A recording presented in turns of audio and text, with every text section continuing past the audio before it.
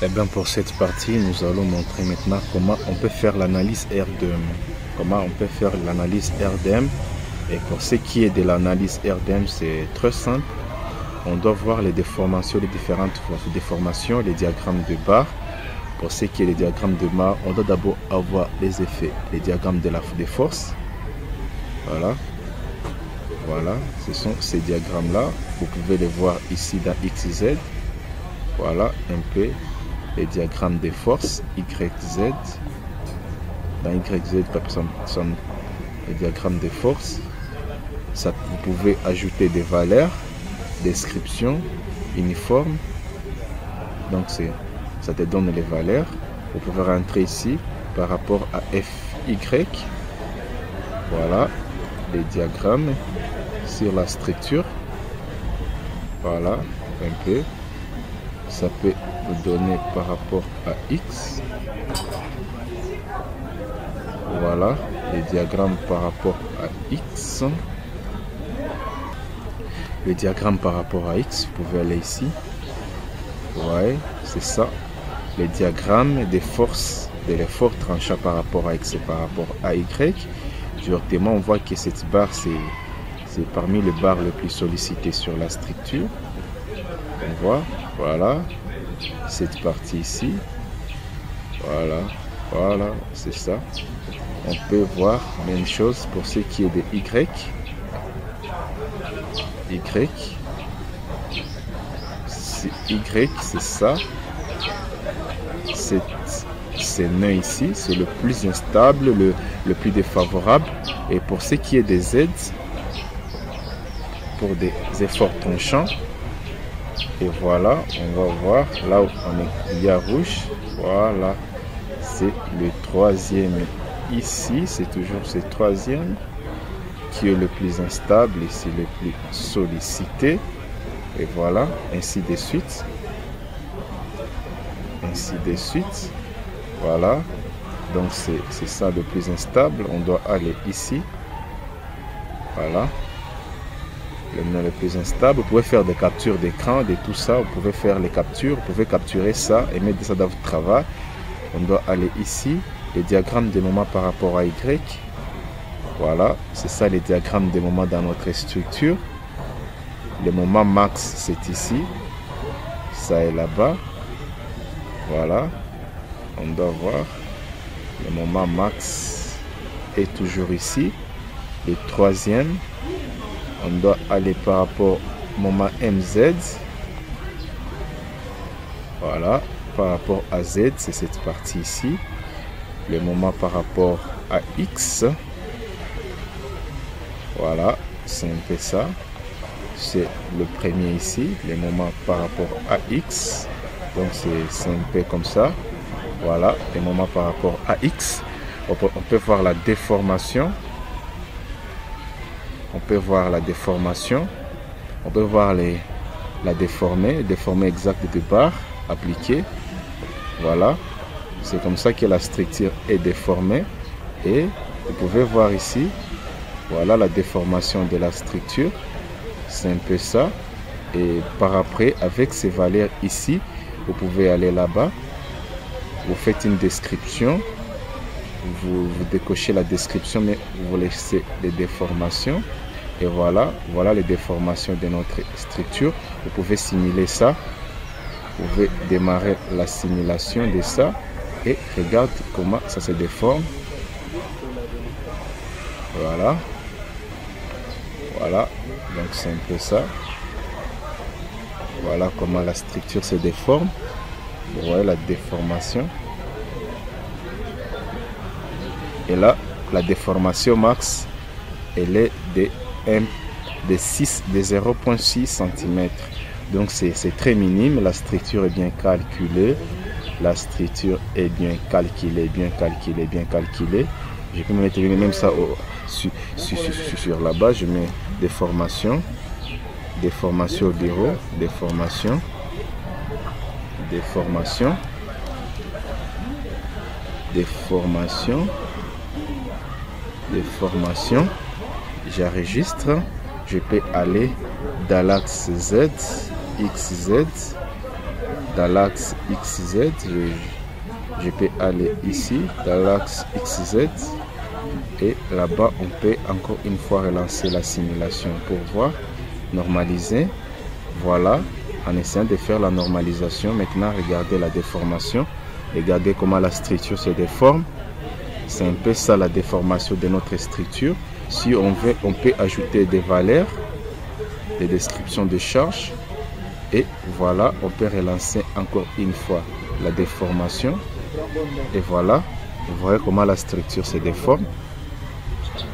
Donc c'est un peu ça. Et vous ajoutez ici des formations. Des formations.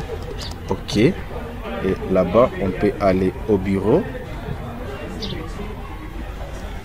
Après, voilà la déformation. C'est comme ça que la structure sera déformée. Sur une échelle de la déformation max, elle est de 0.1. Tu vois que ça ne sera pas vraiment un grand impact. Donc la structure est bien dimensionnée. Donc avec une déformation de 1 cm, la structure vraiment n'a pas vraiment de grands effets. Et puis par après, on rentre ici. On rentre là-bas. On peut vérifier les diagrammes de... Et voilà, là c'est la déformation totale de la structure. Mais sur ces diagrammes-là, sur cette échelle-là, et puis par après, vous pouvez vérifier les contraintes. Par exemple, les contraintes max dans la structure. Ouais, voilà, les contraintes sont là, ça te donne des valeurs. Les contraintes max et min dans la structure, voilà. C'est les diagrammes des contraintes. Vous voyez la contrainte maximale, la contrainte minimale, ça va te donner des valeurs. Tout ça, vous pouvez faire des captures d'écran et mettez ça dans votre travail. Vous pouvez décocher ça. Vous pouvez déterminer la contrainte de flexion dans votre structure. Voilà. Et voilà, la contrainte de flexion dans des barres. Vous voyez. Donc ainsi de suite, vous avez toutes les possibilités. Vous pouvez déterminer aussi la contrainte de flexion min et max dans le sens YZ, bien sûr. Ça vous donne la contrainte axiale. Voilà, c'est un peu ça. Voilà la contrainte axiale, c'est ça un peu la cartographie. Vous pouvez déterminer aussi la contrainte de cisaillement. La contrainte de cisaillement des barres. Et voilà. Voilà, c'est ça la contrainte de cisaillement des barres. On met ici, à côté, on met les cisaillements max, 0.6 méganewton par mètre carré, donc mégapascal. Et là-bas, vous voyez, c'est ça, les contraintes de cisaillement de notre barre. Vous pouvez aussi, la contrainte de torsion. Vous pouvez déterminer la contrainte de torsion, c'est ça, min et max. Donc c'est un peu ça. Vous pouvez prendre toutes ces images ici, vous faites des captures d'écran et vous mettez ça dans votre travail. Qu'est-ce qu'il faut faire autre par rapport à l'analyse RDEM? C'est voir les résultats des panneaux ici. Attends, j'essaie un peu d'ajouter ça et voir la cartographie un peu de ces panneaux ici, si ça peut nous donner. Voilà la cartographie. Voilà, ça ne donne pas la cartographie des panneaux parce qu'on n'a pas l'utilisé, mais on peut voir aussi les tableaux de réaction. Vous voyez toutes les forces qui sont là-bas. Vous pouvez faire un clic droit et vous les importer sous format CSV dans vos tableaux, ainsi de suite. Vous pouvez déterminer les enveloppes.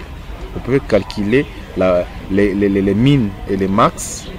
Les tableaux des réactions min et max. Cela c'est plus facile lorsque vous allez faire le dimensionnement des fondations et savoir sur quelle barre vous allez tenir compte. La barre la plus défavorable, et là-bas je mets tableau barre, tableau réaction, ainsi de suite. Je peux rentrer ici, là-bas, je vais là-bas, résultat, les déplacements. Voilà, je peux vérifier ici. Il n'y a pas vraiment assez de déplacements. Le tableau n'est pas important. On doit aller ici, là-bas, déterminer le flèche. Quelle est le flèche max et min? C'est 0.4. Vous pouvez importer ces tableaux, ainsi de suite. Vous pouvez aller ici, toujours. C'est ça, c'est comme ça qu'on exploite les tableaux des efforts. Voilà, vous pouvez importer ça aussi, tous ces tableaux là, ou seulement prendre les minimums et les extrêmes. Vous faites les captures d'écran et vous mettez dans votre travail, ainsi de suite. Moi je capture ici, je mets là-bas, je fais les captures d'écran et je mets là-bas tableau effort, le min et le max. Là-bas ça va vous donner les nœuds, le nœud le plus chargé, la barre la plus chargée par rapport aux efforts tranchants et au moment, qui va vous permettre de faire les dimensionnements métalliques, les dimensionnements en acier. Ici, lorsque vous allez faire les dimensionnements et assemblage en acier. Et puis, autre chose, qu'est-ce qu'il faut faire? Les tableaux de contraintes. Voilà, vous pouvez aussi importer ça. Mais ici, vous avez juste les extrêmes. Sur quelle barre, sur quel nez est appliquée la plus grande contrainte max, les contraintes min. Vous avez tout ça. Et même chose, vous faites seulement la même opération. Vous importez ça. Vous enregistrez là-bas, tableau, contraintes, ainsi de suite. C'est comme ça qu'on fait l'analyse RDM, parce que c'est le préalable pour voir la barre la plus défavorable sur laquelle vous allez l'utiliser pour faire les dimensionnements. Donc c'est un peu comme ça qu'on fait l'analyse RDM. Et puis maintenant, par après, maintenant, vous pouvez faire maintenant au dimensionnement en acier métallique. Donc vous pouvez penser maintenant dimensionnement et assemblage en acier. Donc c'est comme ça.